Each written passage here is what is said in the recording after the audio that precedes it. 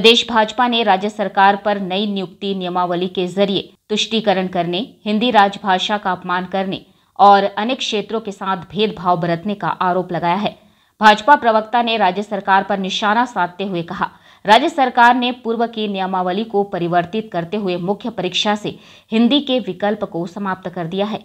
यह न सिर्फ राजभाषा का अपमान है, बल्कि इससे लाखों छात्रों पर भी असर पड़ेगा। उन्होंने कहा, राज्य सरकार बहुसंख्यक विरोधी मानसिकता से कार्य कर रही है और सिर्फ अल्पसंख्यक वोटों के ध्रुवीकरण के कारण ऐसा कदम उठा रही है। इसका कड़ा प्रतिरोध किया जाएगा। इस सरकार ने जो नई नियोजन नीति जारी की है, जिसे कल कैबिनेट ने पास किया, इसका हम कड़ा विरोध करते हैं। भारतीय जनता पार्टी झारखंड प्रदेश इसका कड़ा विरोध करती है और जो नई नियुक्ति संबंधी नियमावली जो पारित हुई है, हम मानते हैं ये राजभाषा हिंदी का अपमान है, ये बहुसंख्यक समाज के खिलाफ एक कुठाराघात है, ये तुष्टीकरण की राजनीति को बढ़ावा देता है और ये क्षेत्र विशेष के लोगों के साथ भेदभाव करता है। और ये हम आपको डिटेल में समझाएंगे कि हमारे इस कहने के पीछे का क्या आधार था।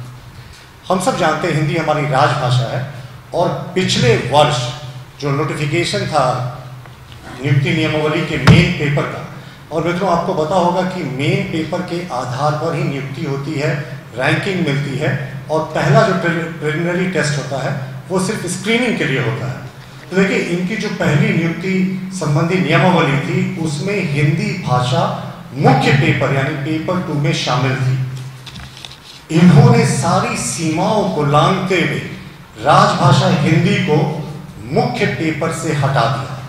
राजभाषा हिंदी को सिर्फ स्क्रीनिंग पेपर में रखा गया, यानी आपको सिर्फ उसमें पास करना है, लेकिन मुख्य पेपर से इन्होंने हिंदी को हटाकर लाखों छात्रों के साथ अन्याय किया है और हम मानते हैं कि ये राजभाषा का अपमान है। पूरे देश में हिंदी स्पीकिंग एरिया में कोई दूसरा उदाहरण नहीं है जहां staff selection commission, state staff selection commission की नियुक्ति में मुख्य पेपर में हिंदी नहीं होता है। तो झारखंड ने एक और ऐसा उदाहरण पेश किया जिसके लिए सरकार को शर्मसार होना चाहिए। इन्होंने मुख्य परीक्षा से हिंदी को हटा दिया। अब इनके आप तुष्टीकरण की पराकाष्ठा को देखें। पिछले वर्ष जो नियुक्ति नियमावली थी उसमें अगर आप देखेंगे तो हिंदी के साथ उर्दू भी शामिल थी। इन्होंने उर्दू को क्षेत्रीय और जनजातीय भाषा की कैटेगरी में रखा, लेकिन हिंदी को हटा दिया। हम तो इसे जानना चाहते हैं, हमारा उर्दू भाषाई लोगों से कोई विरोध नहीं, लेकिन जब ये उर्दू को मुख्य पेपर में रख सकते थे सिर्फ तुष्टीकरण के कारण, वोट बैंक की राजनीति के कारण, फिर हिंदी भाषा को हटाने का औचित्य समझ से परे है।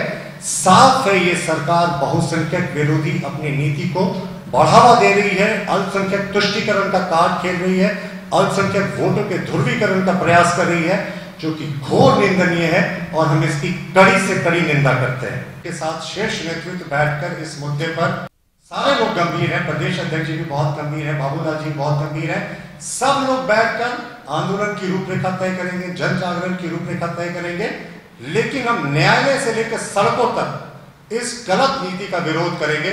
और जहां हिंदी राजभाषा का अपमान हो, जहां बहुसंख्यक समाज के साथ कुठाराघात हो, जहां क्षेत्र विशेष के लोगों के साथ अन्याय हो, वैसी नीति को हम लागू नहीं होने देंगे इस प्रदेश में। वी टाइम न्यूज के लिए रांची से दिलीप सिंह परिहार की रिपोर्ट।